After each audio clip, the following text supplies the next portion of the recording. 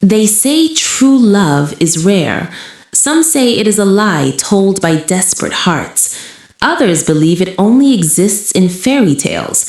But in a small Nigerian town where survival mattered more than emotions, where love was measured by money and status, one woman would prove that true love is not spoken, it is sacrificed for.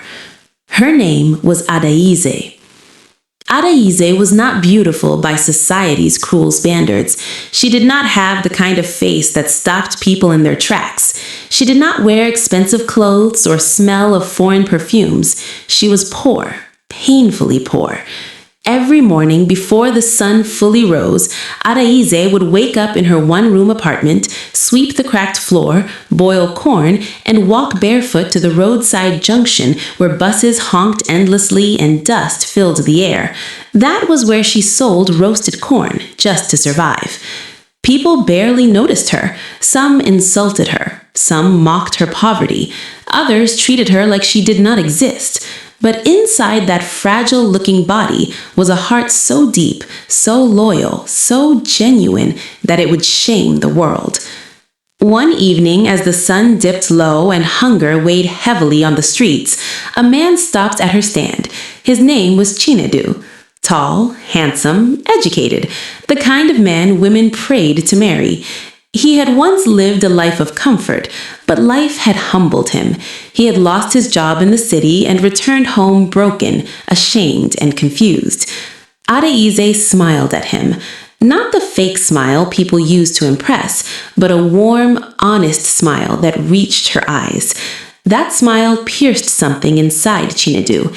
He bought corn that day, and the next day, and the next. Soon, conversations followed. Laughter came easily.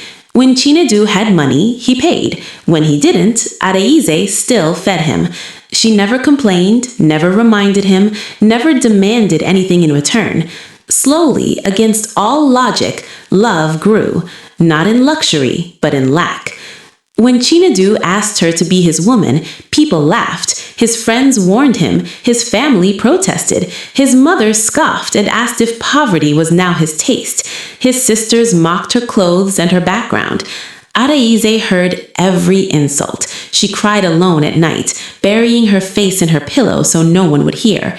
But she stayed, because true love does not run when it is ridiculed. Then life tested them. Chinedu fell sick. Not a small sickness, not something prayers alone could fix. A strange illness drained him until he became a shadow of himself. Hospitals rejected him when money ran out. Doctors demanded fees before treatment. Friends vanished. Even family members stepped back, whispering that it was too expensive. Adaeze stayed. She sold her clothes, she sold her phone, she borrowed and begged. She slept on cold hospital floors. She watched him cry in pain and still held his hand. Sometimes she had nothing to eat, but she made sure he ate. Sometimes she broke down in tears in the bathroom, but she returned with a smile. Many nights she prayed until her voice disappeared. Many mornings she woke up exhausted but determined. Love was no longer a word, it was work. Chinedu survived, and when he did, blessings followed him. A job opportunity came. Money returned, respect followed. The same people who ignored him now smiled at him, and with success came temptation. A rich woman entered his life. Beautiful, influential, everything society approved of.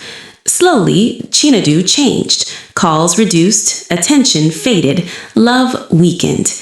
One evening, he looked at Adaeze and spoke words colder than death. He said they should go their separate ways. No apology, no gratitude, no remembrance of sacrifice. Adaeze did not argue. She did not shout. She simply walked away, her heart shattered, her soul bruised. Months later, everything collapsed. The rich woman disappeared without warning. The job vanished. Debts returned. Shame followed Chinedu like a shadow. One stormy night, his chest tightened and the world spun. He collapsed on the wet floor and was rushed to the hospital, slipping in and out of consciousness. As doctors battled to stabilize him, his lips moved weakly. Out of all the names in the world, he whispered only one, Adaeze. When the message reached her, she froze. This was the man who broke her heart after she had given him everything. The man who walked away when life smiled at him. She sat on her bed for a long time, fighting the memories, fighting the pain. But love, true love, does not argue with the past. Adaeze went. At the hospital, she found him barely breathing, surrounded by machines. Doctors said he needed blood urgently. Without hesitation, she stepped forward. As the blood flowed from her veins into his body, her strength faded, but her lips moved in silent prayer. Hours later, alarms sounded. Nurses rushed. Doctors shouted. Chinedu's heart stopped. For a moment, time froze. The doctor looked at the clock and shook his head. They tried everything. Nothing worked.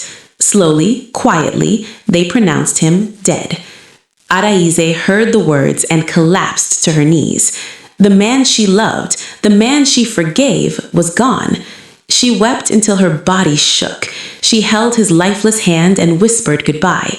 When nurses tried to pull her away, she refused. She placed her forehead on his chest and prayed, not politely, not calmly, but desperately. God, she cried, if my love means anything, take my life and give it to him.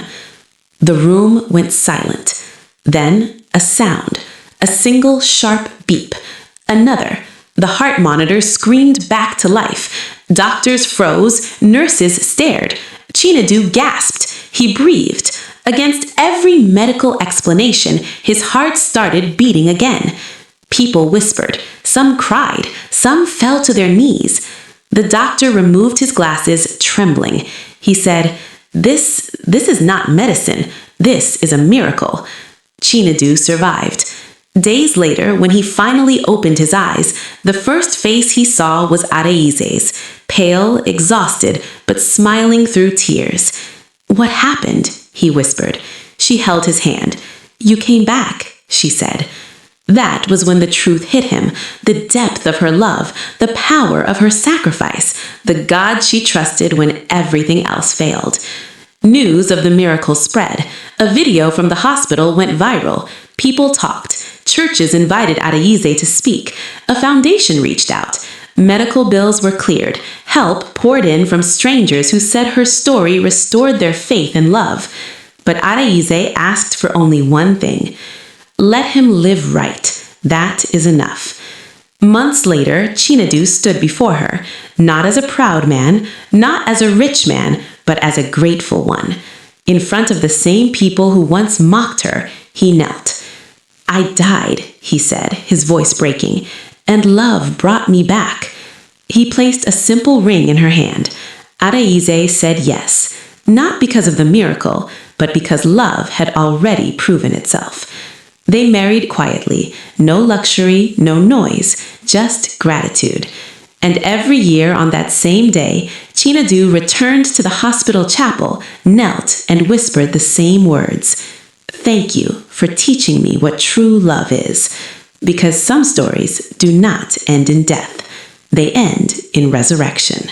Thank you for watching this story. Kindly share your thoughts about this story with me in the comments section. Give this story a thumbs up and share this story out with your loved ones. Subscribe to this channel for more amazing and interesting stories. God bless you.